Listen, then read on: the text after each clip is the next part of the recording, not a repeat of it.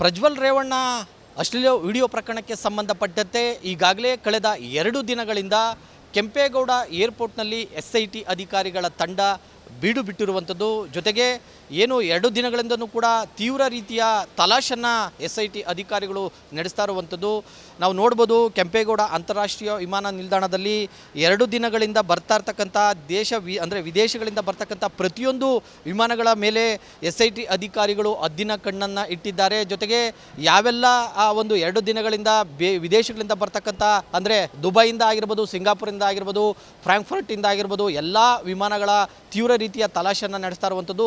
ಅಂದರೆ ಪ್ರತಿಯೊಂದು ವಿದೇಶದಿಂದ ಬರ್ತಕ್ಕಂಥ ವಿಮಾನಗಳಲ್ಲಿ ಪ್ರಜ್ವಲ್ ರೇವಣ್ಣ ಅವರ ಹೆಸರು ಇದೆಯಾ, ಜೊತೆಗೆ ಹೆಸರು ಇದ್ದರೆ ಯಾವೆಲ್ಲ ರೀತಿಯಲ್ಲಿ ಚೆಕ್ ಮಾಡಿಕೊಳ್ಬೇಕು ಅಂತಕ್ಕಂಥ ನಿಟ್ಟಿನಲ್ಲಿ ಅಧಿಕಾರಿಗಳ ತಂಡ ಈಗಾಗಲೇ ಏರ್ಪೋರ್ಟ್ನಲ್ಲಿ 2 ದಿನಗಳಿಂದ ಬಿಟ್ಬಿಟ್ಟಿದ್ದಾರೆ. ಕ್ಯಾಮರಾಮನ್ ಮೋನಿಗೌಡ ಜೊತೆ ಮಂಜುನಾಥ್ ದಿನ್ನೂರು, ರಿಪಬ್ಲಿಕ್ ಕನ್ನಡ, ಏರ್ಪೋರ್ಟ್.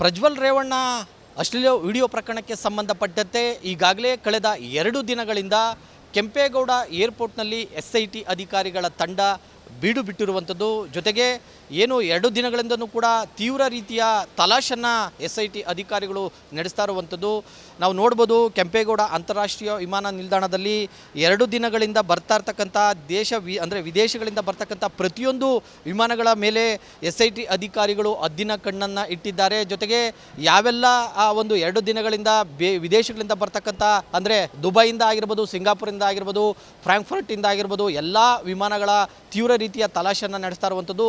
ಅಂದರೆ ಪ್ರತಿಯೊಂದು ವಿದೇಶದಿಂದ ಬರ್ತಕ್ಕಂಥ ವಿಮಾನಗಳಲ್ಲಿ ಪ್ರಜ್ವಲ್ ರೇವಣ್ಣ ಅವರ ಹೆಸರು ಇದೆಯಾ, ಜೊತೆಗೆ ಹೆಸರು ಇದ್ದರೆ ಯಾವೆಲ್ಲ ರೀತಿಯಲ್ಲಿ ಚೆಕ್ ಮಾಡಿಕೊಳ್ಬೇಕು ಅಂತಕ್ಕಂಥ ನಿಟ್ಟಿನಲ್ಲಿ ಅಧಿಕಾರಿಗಳ ತಂಡ ಈಗಾಗಲೇ ಏರ್ಪೋರ್ಟ್ನಲ್ಲಿ 2 ದಿನಗಳಿಂದ ಬಿಟ್ಬಿಟ್ಟಿದ್ದಾರೆ.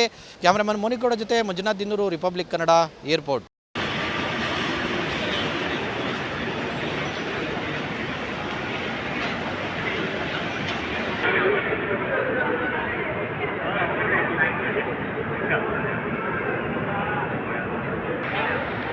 ಭಾರಿ ಕಷ್ಟ ಮಾಡೋದು